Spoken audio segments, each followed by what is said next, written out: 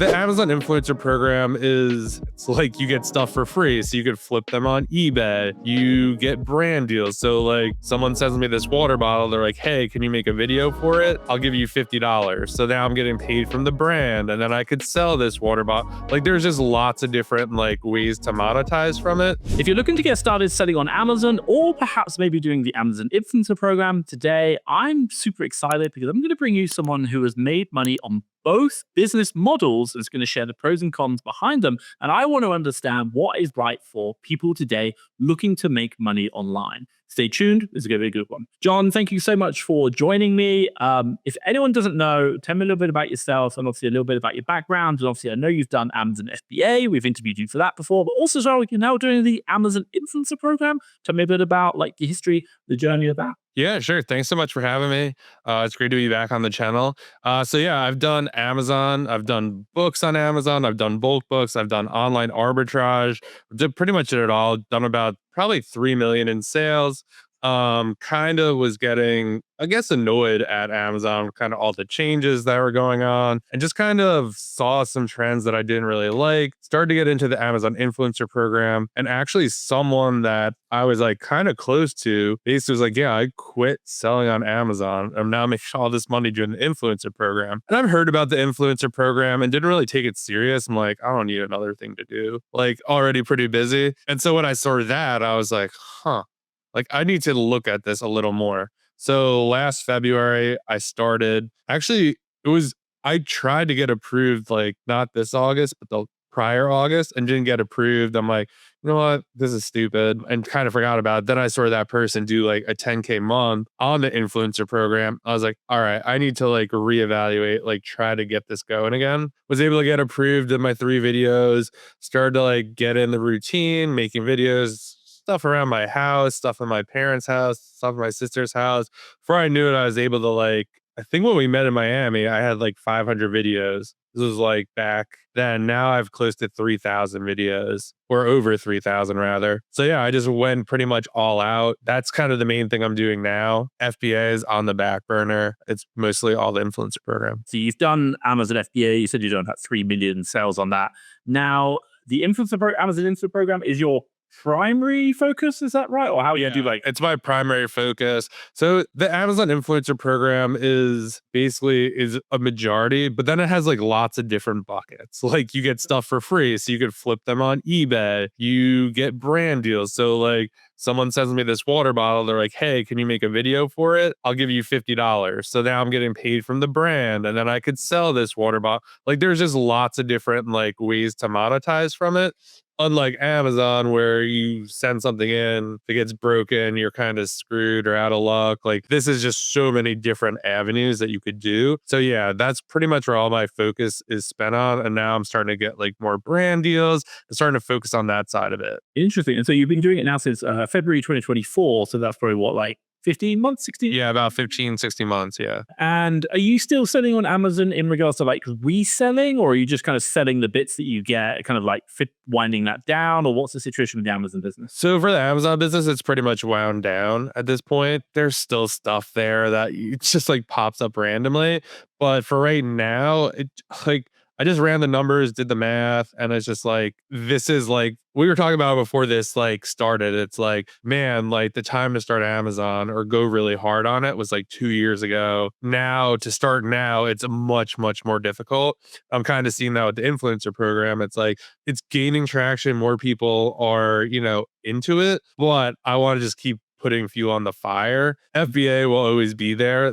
I don't know if it will, or like if it gets too saturated, or who knows. I'm very bullish on the influencer program and think other websites will follow suit eventually. But yeah, it just makes no sense for me to kind of entertain FBA at this point. Yeah, I think, okay, so I really want to delve into the influencer program with you. And I appreciate, I will come back to the FBA program and understand that. Like, obviously, if anyone's watching right now, I sell on Amazon. I think I've done 10 million across 2 different, like UK and US. Like, I know we did $4 million in 1 year in the UK. We do like 1.5 now in the US. Every year. So I do agree with you. I think Amazon FBA will be there for pretty much a very long time. Like, it's not going to change. Amazon's the biggest online marketplace. But the question we're trying to understand right now, and what I want to kind of delve into, is what's the best way to make money online right now? And generally going to be positioning this from not someone who's run lots of businesses, but from someone who's really like getting started, thinking about doing that. I think that's a really valid question. So, because it's interesting, you've obviously like basically wound down the FBA business and now ramping up, and you're bullish on the Amazon influencer program. So, just run me through, like, why? Why are you bullish on this? Obviously, FBA has been around for years. People are making money. You've seen all the videos, but why are you so bullish on Amazon's influencer program? So I'm really bullish on the influencer program just because like I've actually worked in marketing when I had my 9 to 5. And like it was crazy because I worked for an influencer marketing company and we would do things like this. There was no Amazon influencer program. This was like 10 years ago. But like brands, these huge brands were paying like mom bloggers like $100 to like just have this can of Febreze and say, oh, it smells nice for the holidays. And I think that will continue. Brands will always need content. Gary Vee has talked a lot about recently, like the future is now, social selling, like TikTok shop, Amazon, like everyone just wants content. Like I don't want to read a description about this water bottle. I want Tom to hold this up. This is what it looks like. It holds this much water. Like I don't want to read like 10 bullets how much water this holds. I just want someone to tell me, see it. And I think that is one of the big things that I am very bullish on. People are going to want to see that. Number one. Number two, there's no capital risk whatsoever.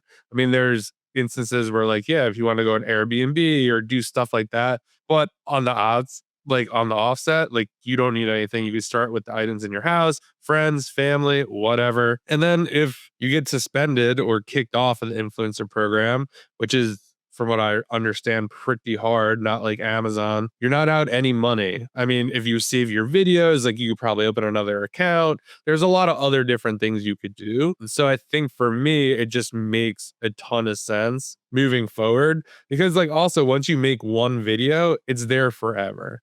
Now, they have the carousels. So if you go on Amazon, you see the product page. And then if you scroll down, there'll be like the last image and usually videos. That's kind of where my video would appear. So sometimes if Tom makes a video, then he gets in, I get knocked out, and they rotate it. So it just really depends. But like you make it once and then you get paid on it forever, hypothetically speaking. With Amazon, you find one ace and the time it gets to the warehouse, it could be not even profitable anymore. And then you could just say, hey, you can't sell it anymore or whatever. And then you're out money. It just becomes like a big hassle. So with this, it's like, oh, if I get knocked out and Tom wins the carousel, then like whatever, I'm not out anything. And the chance that my video pops back in, it's pretty likely eventually. If I just kind of bring it back slightly, like we had a conversation off air, but I'd love to just kind of understand a bit more about this. The question I would ask you, and I know you can't answer, but everyone obviously wants to know, is like, how much money are you making from it? But like, there's some weird rules around it. But if you can give me a guy, I'd appreciate all like what you've heard from people making in similar space. That'd be great. Yeah, the reason is Amazon is very, I don't know, weary about people actually sharing like the back end and what they're really making. But I would say an estimate you could expect to make like anywhere from $1 to $1.50 per every video you have posted. I would say that would be, so you can do the math on that. Per month or just lifetime? Per month. It really depends. Now, caveat to that, like anything else, if you're just reviewing these pens that sell for $1, like you're not going to make $1 on that because they're paying you 10 cents on it or whatever. So you got to be weary or kind of take that into account. But it just really varies. Some people I know have, 500 videos and they're making like 3 or 4 grand because they have high-end electronics or like saunas, jacuzzi. Like it just really depends on what you're kind of doing and what you're kind of evaluating. But then again, you have just that. So you might say, oh, $1.50 a video. It's really not that much money, but you're not really doing anything. One, you're making the video once. Two, there's a lot of other revenue streams that come with this.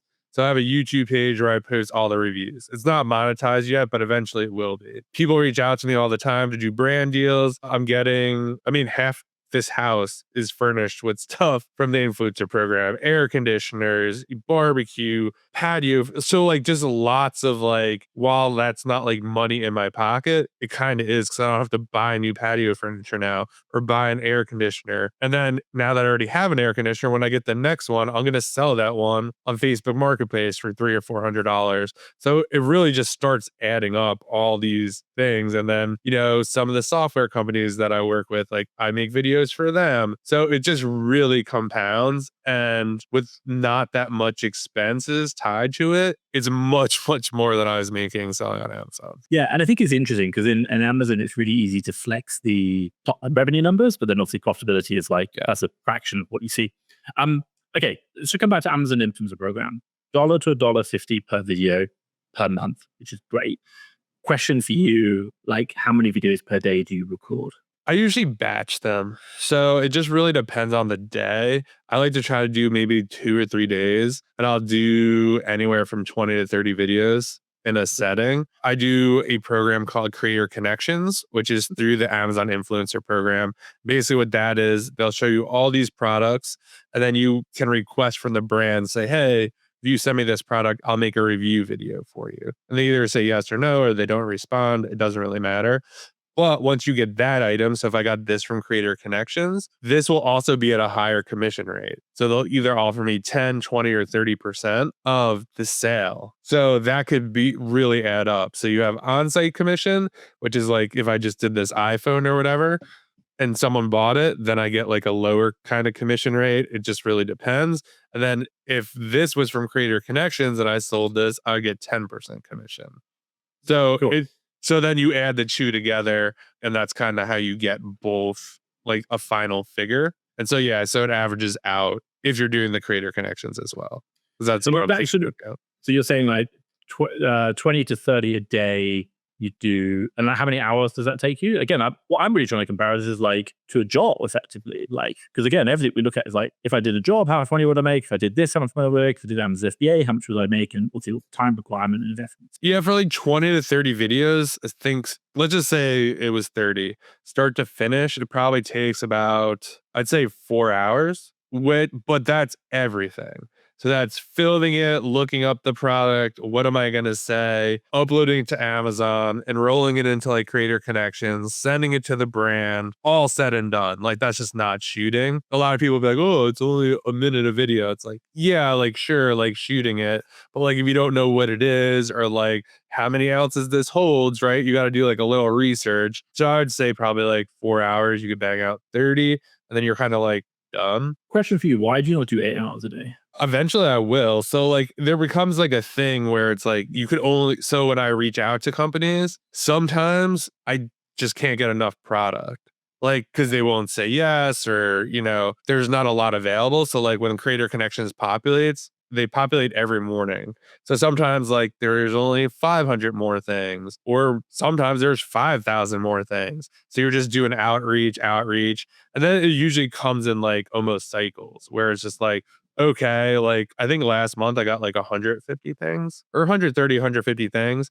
And there's other months where like there's just not a lot of stuff to get. So it just really depends. And then starting to do a little bit more outreach to brands to kind of almost try to get paid for every video I make, because just because you make the video doesn't mean you're going to get commissions on it, because like some of the products are newer and it's like private label sellers. So, they send it to you and like maybe they do $1,000 in sales. They're like, oh, this didn't work. And that's it. It's just always, you're just playing this game. Like, how much can I get? And I'm starting to get a little bit more selective too, where it's just like, it doesn't make sense to make a video for this because I'm only going to make 10 cents a sale. And that's going to cost, 2, 3, 4 minutes of my time to do this.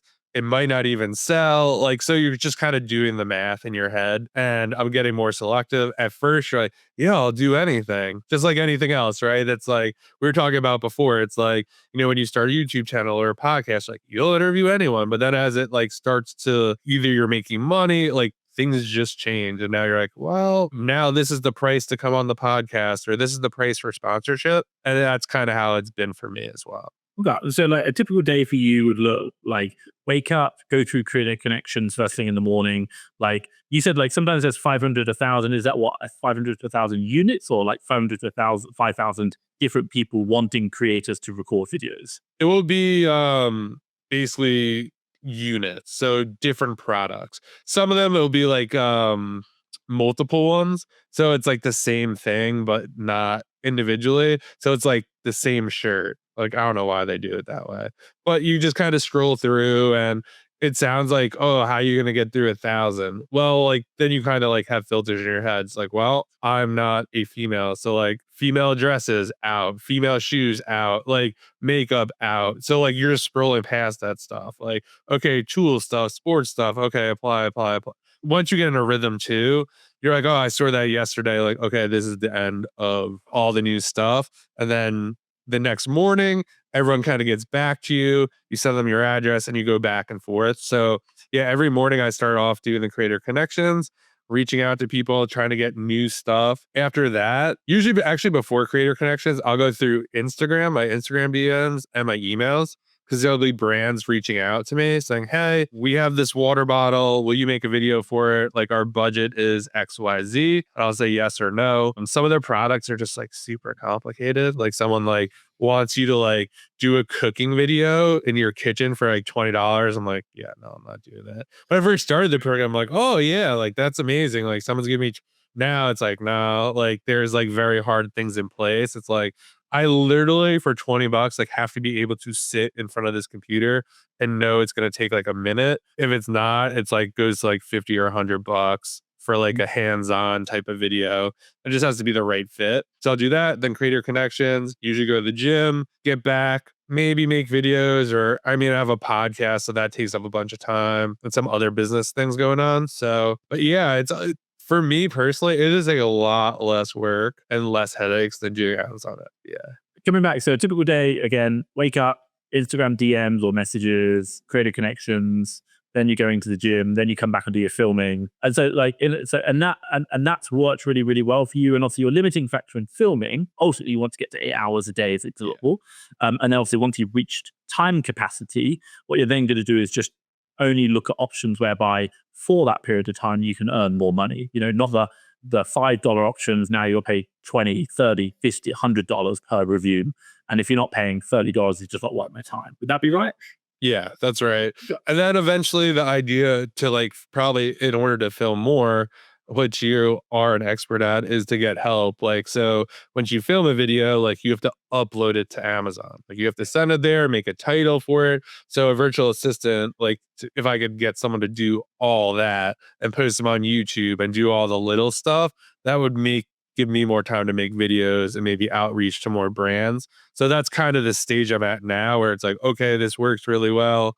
You've done a good job on the base. Now it's like, all right, like how can we put some systems and processes in place where it's just not me doing everything? Interesting. And so, like, just in regards to the business model, because obviously, like, I take analogies from this back in the old days of doing like affiliate marketing websites. And so when I think about Amazon FBA, the one reason why I like Amazon FBA is because basically it's a capital based business. You know, if you don't have any money, you can't start Amazon FBA. You can't buy products. Or like even if you had a bit of money, you only buy a limited amount. Whereas this is really just a time-based business, if I'm correct. Time and probably connection. And if you just do enough time, you'll probably grind your way there. And when I think back in the affiliate days, the problem behind creating like blogs or SEO-based websites was that all it takes is someone from India or Philippines just to churn out volume more than you. And then the result comes is that all your hard work now goes to zero because someone can basically work more for less than you. Like that's the worry that I have with Amazon Influence Program. Not only that, there's obviously the fact that Amazon can change the program, the whole structure. But really, it's kind of like someone just worked hard on you, they're going to beat you. Is that right, or like what are your thoughts on it? Yeah, no, that's definitely that's always like I guess a concern, right? Because it's like how many videos can you do versus me? So I guess kind of how I look at that is, I don't know, like if you put a lot of work up front, you don't have to do as many videos because like you have a big bank and you're constantly being paid on them. And then the game kind of levels up. So like kind of the next thing that is, it's not Amazon, but it's also a thing called like UGC, and that's user generated content. And so like you start to get noticed by these brands and then you start to get UGC deals. Now, when you get these UGC deals, you're making, let's call it like, I know people making $15,000, $20,000 a month doing these UGC deals. And let's just say a brand is like I have one now that pays really, really well. I literally have to make like 4 pieces of content for it. And that takes not that much time. It's kind of like you're progressing up. So it is a time game, but then it turns into a skill game. Like, can you close brand deals? Can you make UGC content? So yeah, I would agree. It's probably more of a time. Like you're kind of competing against people, but it's also like you can't almost outsource it. Like people have tried to do like AI videos and Amazon's cracked down on all that. Like I don't really see, I don't know, I feel like it would lose value or would make no sense if you went onto Amazon and it was just like a bunch of virtual assistants like hawking products and like talking about them because like everything would look the same. So I do think there's like something around like a brand or certain brands are looking for like someone exactly like you or someone exactly like me. Like, so I do think there's a little bit around that. But yeah, I think you're right that I guess someone could, yeah, they could just spend more time than you and you'd be out of luck. But I mean, I don't know. I think that could be like Amazon too if you don't outsource it. So you can only source so many hours a day. Agree. Now, you talked about like $1 to $1.50 per video. Obviously, I'm guessing that won't go on forever. So it's not like a compounding impact forever. I think the question I want to kind of understand is like you've kind of I'm guessing you've averaged that across your videos versus revenue, but like how long does it like? Because I guess it's the same as the wholesale model. The wholesale model is like find what everyone teaches you or tries to sell you is find a product and then you're going to make money from that product forever. And then because you're now making money, you can find the next product and then sell that one. And this is the same kind of analogy where it's like make one video and you'll keep making money. And in our minds, we're like, wow, that just stacks. And that'll stack forever. And if I keep doing this over a long enough time horizon, I'll be a trillionaire. But obviously we know that's never going to happen. So like, where does it start dropping off? Where does the ideal kind of fall apart? So this is the tricky part about it. So there is little to no software analytics. So like you literally download a spreadsheet that makes like no sense. It's really hard to see exactly. You can see your top performers, what's making money, but it's really hard at this point to be like, hey, like this is everything I made money from, because you have to look, if you load your creator connections or where you're getting paid, there's some things that like you made 25 cents on or 50 cents. So there's all this like stuff that loads. So it's like really hard to tell which products are actually making you money, which aren't making you money. And then there's also stuff that like I made a video for a year ago that's still making money. And a lot of it comes down to how competitive it is. So it's like, if like someone sent me this water bottle, like if this is a custom made water bottle, no one else could buy it or it's not available elsewhere. So think about like a microphone or something that they no longer make. No one else is going to get on that listing because they don't make it anymore. So there's like some moats like that. I would say like you probably get like the most juice like 3 to 6 months on a video. The creator connection ones could be a little less because it's like I almost view it as like a leads list. Like everyone gets it. So everyone makes a video for it. So like your longevity on that isn't as much. But then other things that come into play is like when you're working with brand deals, like the brands they only have budget for so many influencers. So they're spreading it around. So some of those listings are better. It's just really hard because you just don't really have that great of metrics that they give you or software or, I mean, ideally I'd love to see, and then they also like kind of truncate the data as well. Like you could only see 90 days worth on some of them. So you can't even see the whole year. And they're always changing it too. So if I were to do some math, and I've just got my calculator up here and I'm just getting a rough guess, because again, I think it's really interesting to understand like what is the upper limit and why am I not going to become a trillionaire? So if I'm doing, let's say for example, 30 videos a day multiplied by 20 days in a month, so I'm guessing not working weekends, that's 600. Multiplied by 6 months, that's 3,600. And you're basically saying like $1 to $1.50, let's call it $1.50. So you're looking like about $5,400. Again, like you don't know, but what I kind of take away from what you're saying is the theoretical cap you'll probably reach is about $5,000. If you're lucky, you might get to $10,000, but you're probably never going to get more than that. Would that be a fair assumption? Like, Yeah, I feel like I've seen most people top out. I don't know a ton of people in the space because obviously, mhm. like, I've come from the Amazon space. I'm still like kind of networking or whatever. But yeah, the top people I've seen is probably like 10,000 on Amazon, and then they start doing UGC or brand deals. So like they're kind of keeping that and kind of focusing into like higher end, I guess, videos, you could say. So let me ask a question. So when you talk about the top end people, and again, it's interesting to see where the business model goes. When you talk about the top end, is it that the 10,000 a month from Amazon influencer program is the kind of bread and butter, and then the UGC brand deals direct, they're kind of like bonuses, which kind of maybe do an extra, I don't know, 1 to 10,000 on top, for example. Obviously, you get anomalies, or is it the case that actually once you reach the 10,000, you've now got a thing that actually start transitioning into UGC, and that's where the real money is made? Or do you see it as?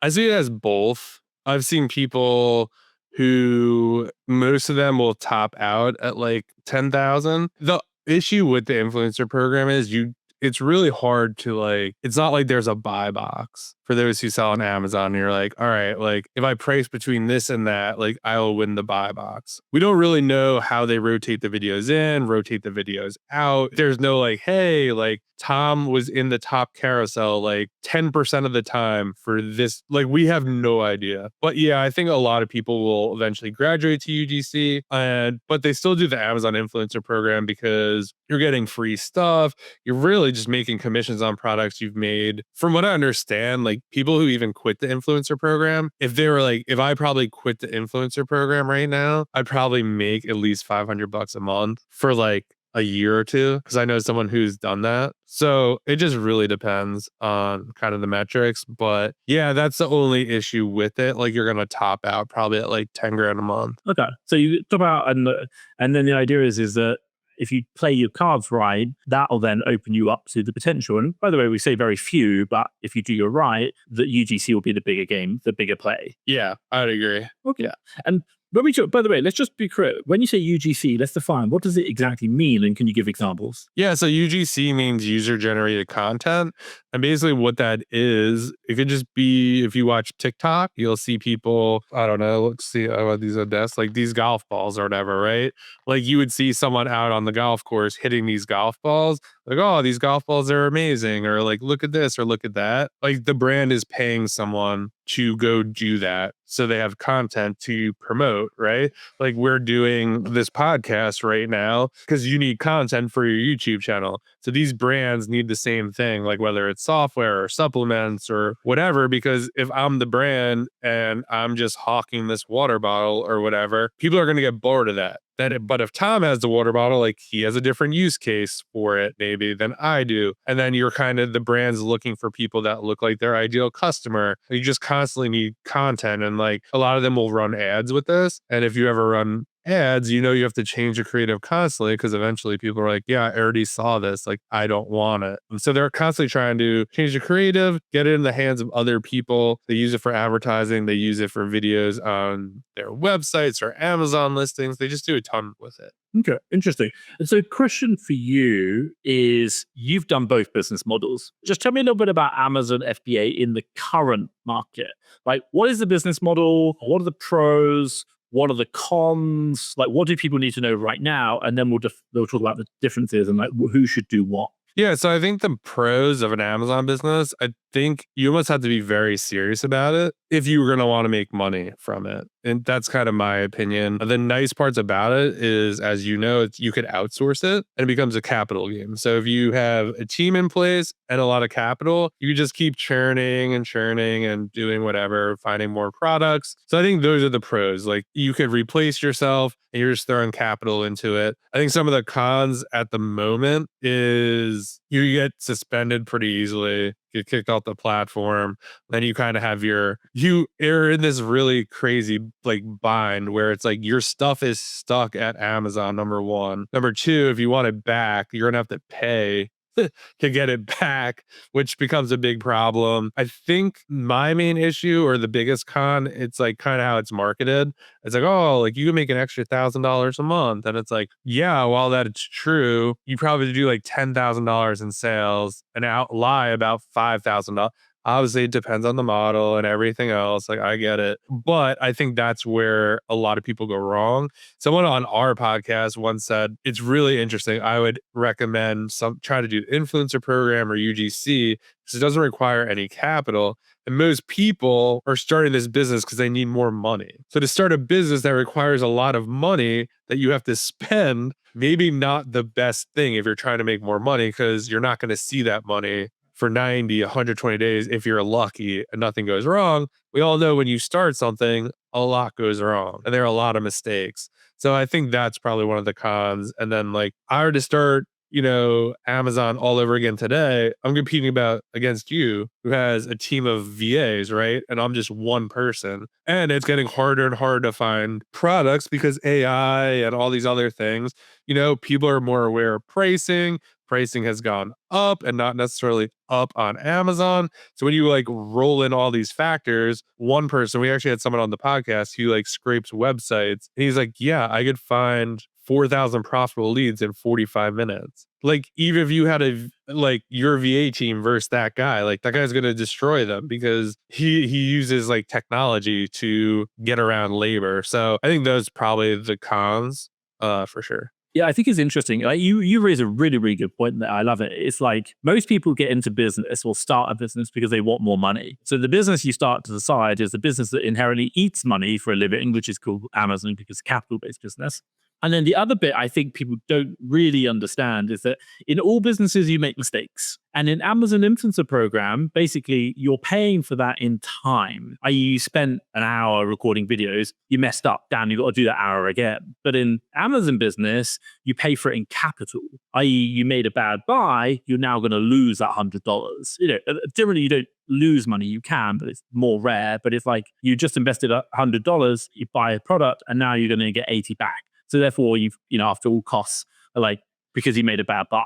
And so you're paying for it not in time, but in capital. And obviously, if you haven't got much capital, that's going to be the problem. And I like the point you say is like, and I think that's a really big a really big point to anyone listening, because most people who start businesses, and by the way, I've been doing it 8 years now, and I have lost multiple six figures, I reckon, in more than six figures, probably 1 million, in bad decisions and everything else. But the idea is that I'm paying for it in capital. And so therefore, it's like, whenever you start anything new, you're basically just going to make so many mistakes that you'll pay for, whether it be in time or in capital. You talked about Amazon holding your stock.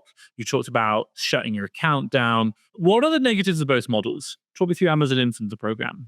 I think you mentioned people, like when I asked you about money, people said they lost their accounts, maybe you have to remove videos. Tell me more about the negatives of the Influencer Program. So negatives of the Influencer Program, it's much harder to outsource because I'm the one making the videos. I'm the one reaching out to these brands. Lack of kind of software and metrics. It's harder to make. Now that you're starting to see some softwares come out that help you make decisions, they'll give you a score that says, this based on this score, we think this is a good video for you to make. But we're seeing with more tech also, now you also have access to that as well. So as more tech comes out around this, it gets not as easy, I guess you could say. Tariffs have definitely hurt because a lot of these people are Chinese companies and they're launching new stuff. So I've gotten some message like, yeah, we can't send free samples because the tariffs have kind of hurt the business. I guess that's a kind of a con for FBA too, for some supply chain issues. But other than that, I don't really see a ton of negatives.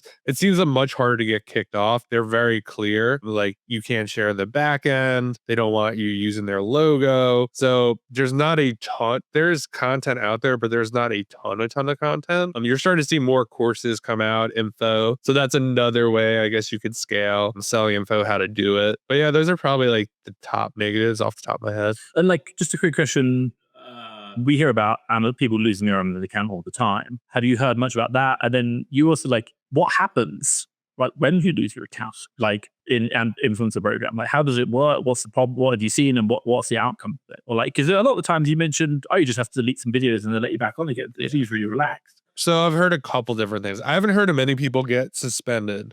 The people I've heard of got suspended have got suspended because they broke the rules. Like it was like you're not supposed to film in store. Like so they're filming, a Target, or they're filming, let's just say they're doing a video review of their pillow. And it's the same pillow, but they're pretending it's all these other different pillows. So like doing stupid stuff like that. Me trying to claim like this phone is a different phone in every video, but it's stuff like that. They're getting kicked off for that. And you're not supposed to buy something from Amazon, review it, return it. Stuff like that. Like simple stuff, but people do it, they get kicked off. So what I've heard that happens is basically they just stop paying you. So from what I understand, your videos supposedly live on the page. They'll kind of kill your actual so you have an influencer page with all your videos. They'll like kind of delete that. I'm guessing they probably delete the videos over time. I've heard you can apply again, but just like anything else, when you get your Amazon account suspended, I think it's pretty similar where they're like, yeah, you can't start another one, or maybe you can. And then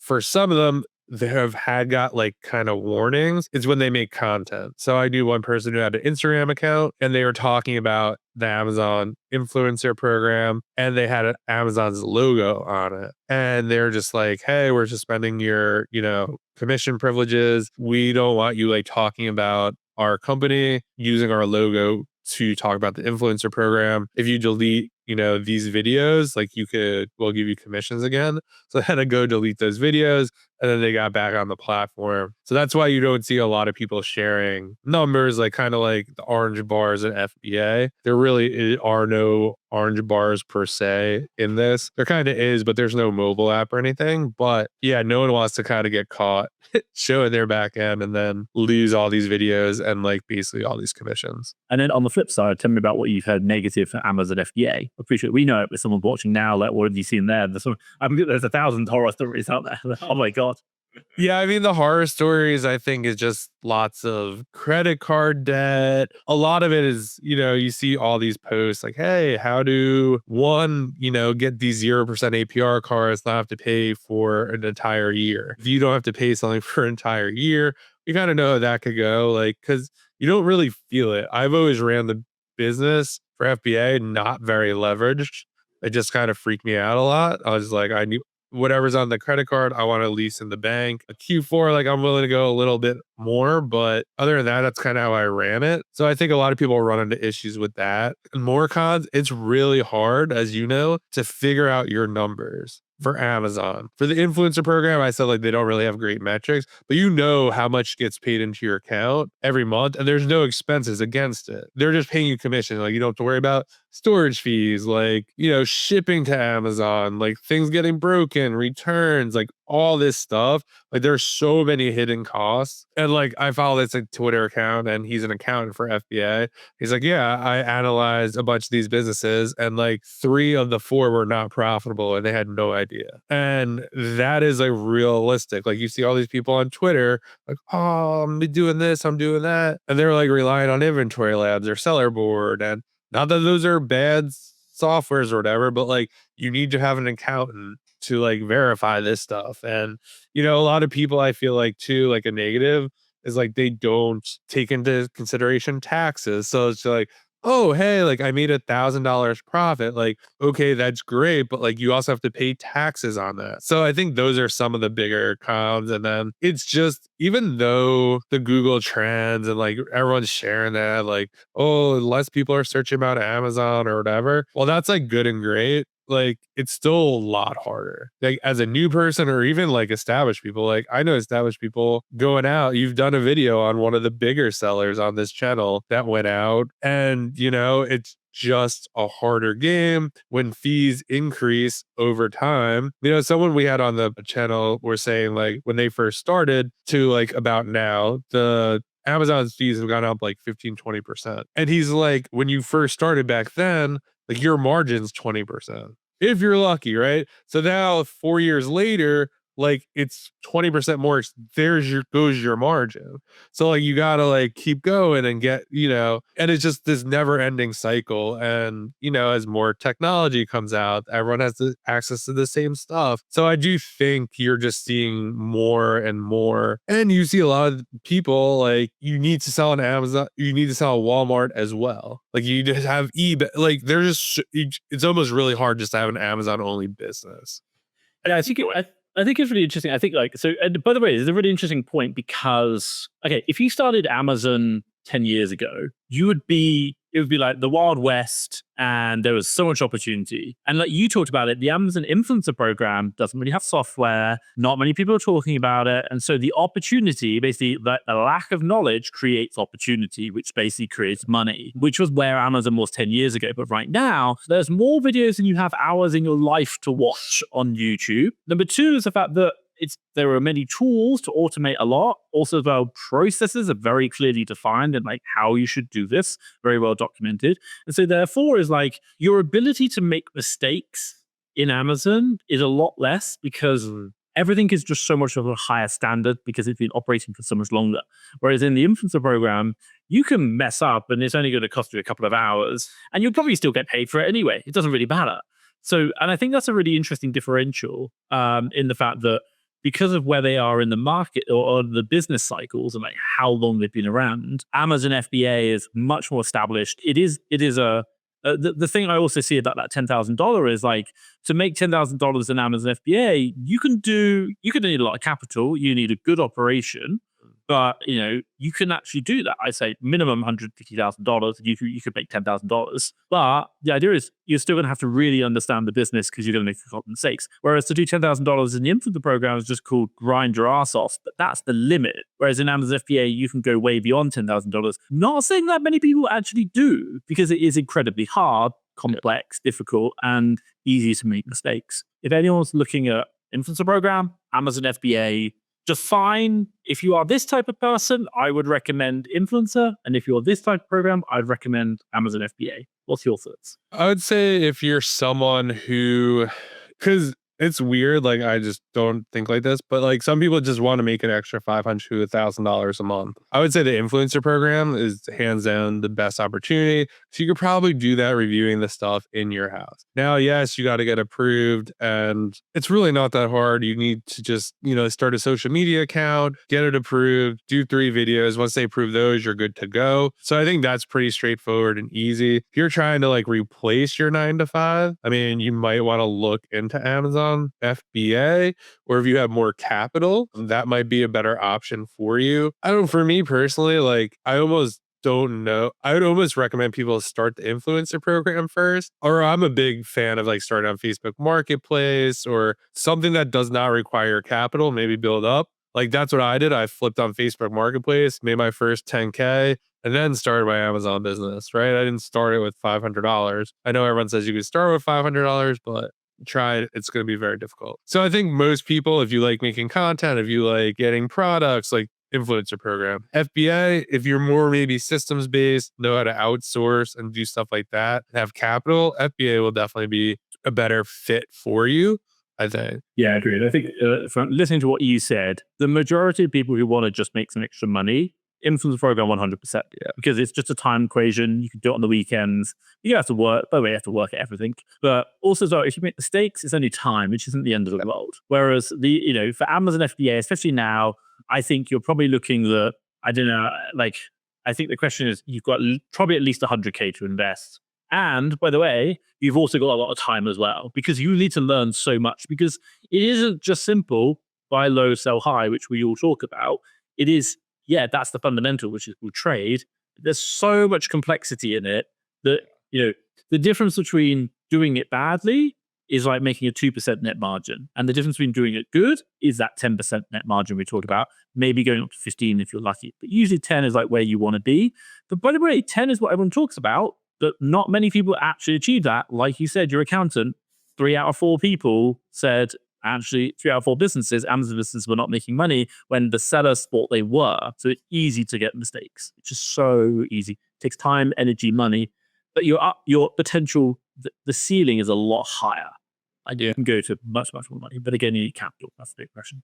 Would you agree or thoughts?